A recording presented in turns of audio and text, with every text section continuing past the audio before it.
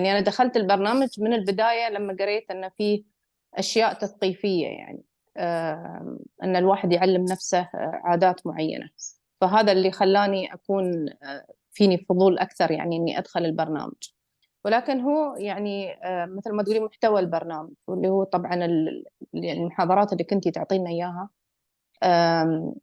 يعني غيرت عندي تفكير يعني في مجال، يعني يمكن في جهات معينة، ولكن بالذات في شيء أنا كنت فعلا مستاءة منه.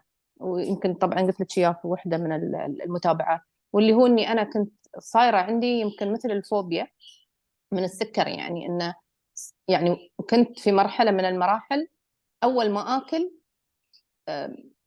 أنا خلاص صار عندي مثل العادة اني اول ما اكل احس باحساس في لساني، احس اني انا جسمي متوتر، مش عارف شو، فاقعد اقول اوه شكلي كلت، شكلي السكر ارتفع.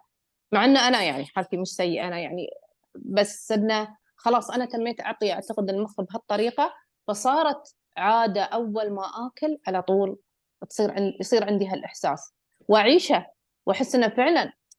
واقيس مرات السكر اوكي مو مرتفع، مرات مش مرتفع تماما طبيعي، فاقول ليش عيالا قاعده احس بهالاحساس؟ زين هل هذا الاحساس اللي انا قاعده احسه اساسا هي علامات ارتفاع السكر ولا انا؟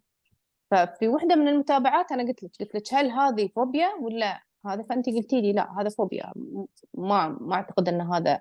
وطبعا من الاشياء اللي قلتيها ان نحن نغير العادات، نبتدي ندخل اشياء، نطلع من الجو اللي نحن فيه على اساس انه.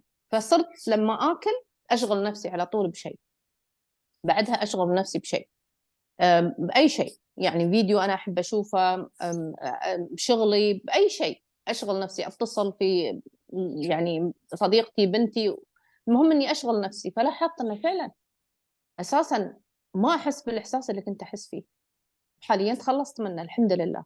فهذا بالنسبه لي تاكيد انه فعلا هذا شيء انا اللي ادرس مخي، انا اللي ادرس مخي انه اوه هالشيء سلبي او هالشيء ايجابي. هو اعتقد انه هو بعد الرجيم، يعني هو انك انت يعني تعطي، يعني انا ما اريد اسميه حتى رجيم، يعني انا هو الحلو انك انت تسميه لايف ستايل.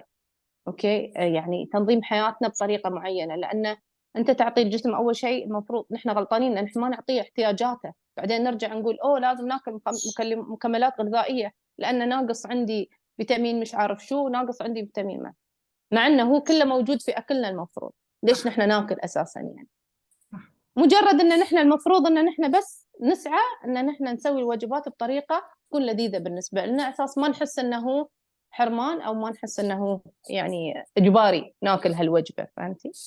والملف بس بتاع ويعطيك العافيه. المشروبات حبيبتي، والملف بتاع او المشروبات ملف عجبك؟ المشروبات الصراحه اي من الاخر. بجد. والله مش عارفه اختار ايه. او معاك اهو، عيشي حياتك اه براحتك بقى في اي على وقت. طول.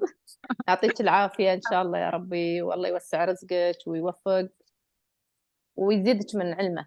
طول ما عندنا إرادة مفيش حاجة هتوقفنا في بداية جديدة مع رحاب الشناوي. في بداية جديدة